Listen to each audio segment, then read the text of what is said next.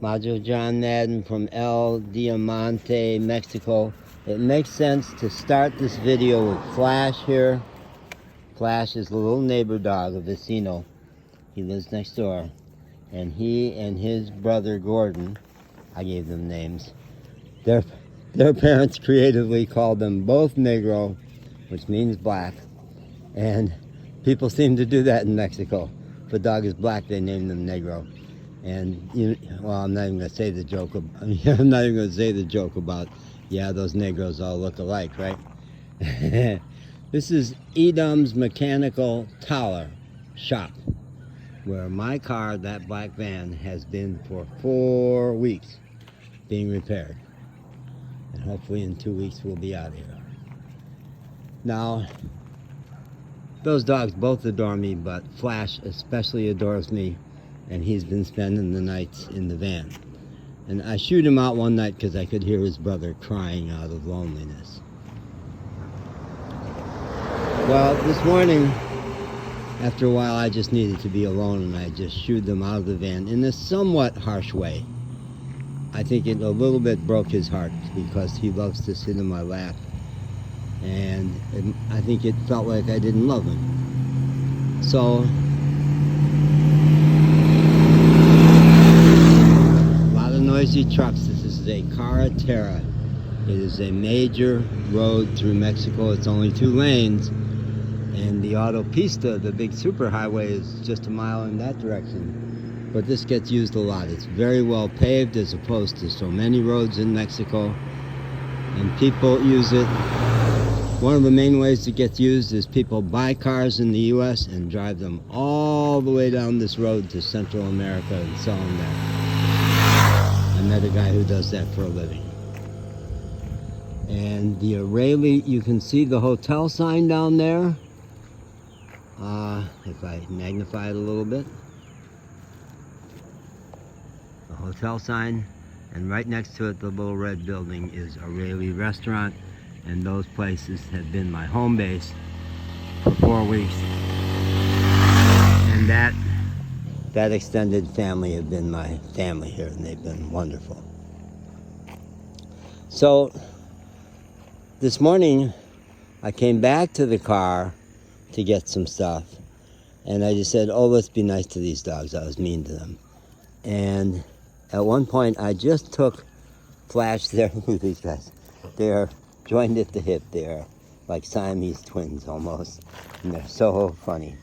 But I took them in my lap and spontaneously sang a song that I learned probably in my 30s when I was big time into personal and spiritual growth work and going to every workshop, spiritual and personal. And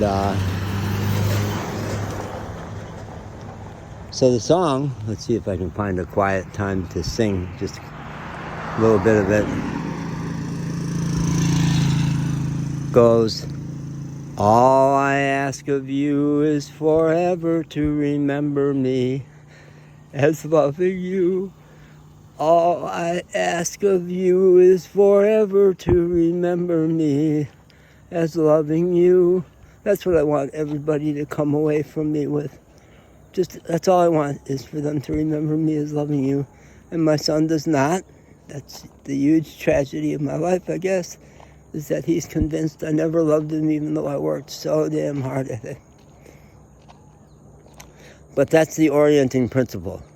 I want every relationship to go in that direction so that when the relationship is over, when I move on, like I'm going to move on from here, I want people to remember me as loving them. And I am an incredibly loving person. And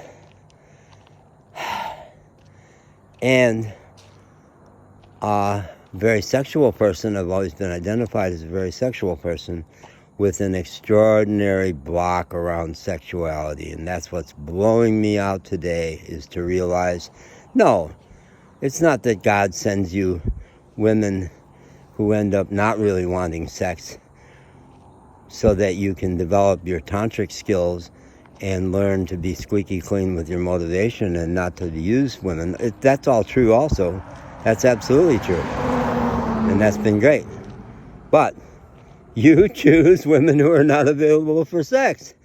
You chose a wife who went frigid on you, and the love of your life, major girlfriend, was totally frigid, non-orgasmic, and your other on and off girlfriend was so sexually wounded. You make bad choices, man. And the reason you haven't had sex for 25 years, the reason, even with all the sexual awareness and the Kundalini power that flows through you, absolutely, is because you make bad choices. You choose women who are not available, and you're about to probably choose one who is available. And if you play the relationship right, when you leave, and she knows she can come visit you with her child anytime she wants to here in Mexico, and see some parts of Mexico she's never seen, you can have that relationship end with her knowing that she's been loved and her life transformed from it, a bigger person remembering who she really is. And that's what it's all about, is remembering who we really are. And yeah, I think I've said it all. Good.